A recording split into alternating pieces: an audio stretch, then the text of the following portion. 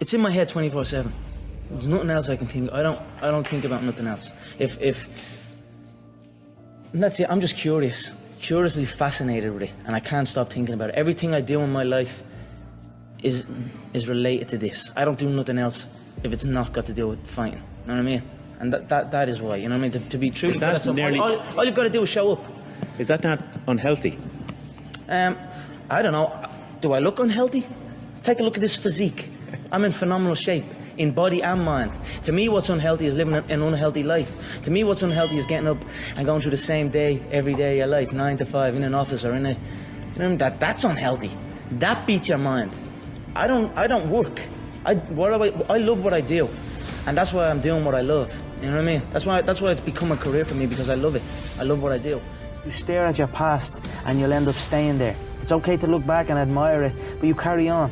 I'm not in the business of staring back at it. You know what I mean? And getting lost back there. People say a loss can make or break a fighter, but trust me, a win can also make or break a fighter, because they get comfortable with a win. People can get comfortable with a win, and slack off then. Slack off on the training. Slack off on the diet. They've won one. They're winners now.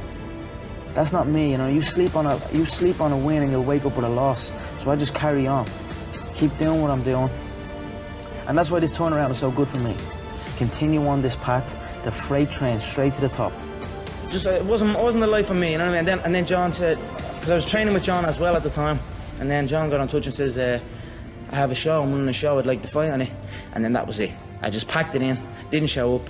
My dad used to come in and punch the head out of me and like try and drag me out of bed, and I just wouldn't go, you know what I mean? I had an uproar for a good few years with him over, but and that was it. I just packed it in, quit, and then focused on training. And that's, I knew what was going to happen. I knew I was going to get here. They didn't. There's a lot of stressful years, you know what I mean? A lot of tough times, but I proved them wrong. I proved myself right. Every gym I went to was always, they had that set way. Every gym had that set way of doing things.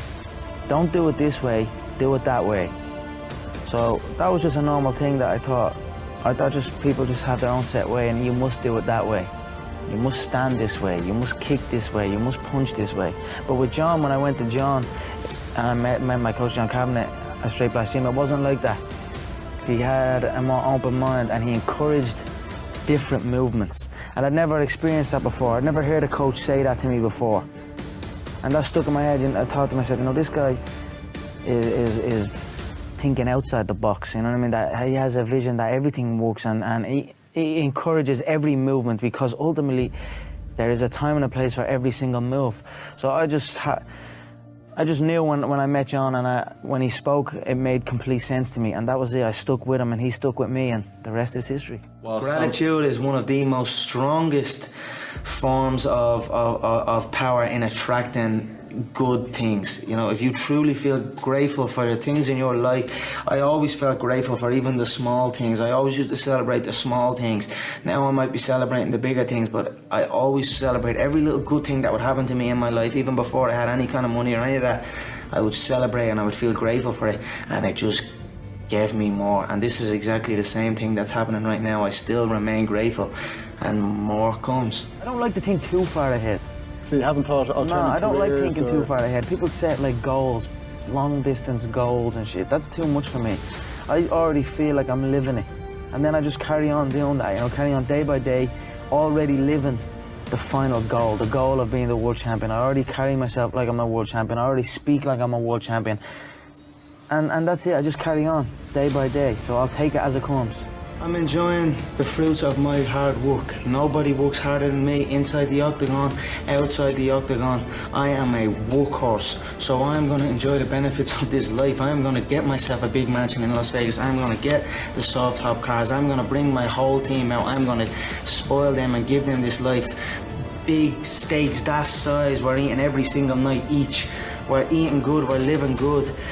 it's human nature. Some people will sit and take positivity from that. They will look at that and take inspiration and inspire. It will inspire them to go and push for that. Others will shell up and critique it and be negative towards it. But one thing is for sure, those people will stay where they are. The people who take inspiration from it will rise up and also one day experience that life. So this is human nature.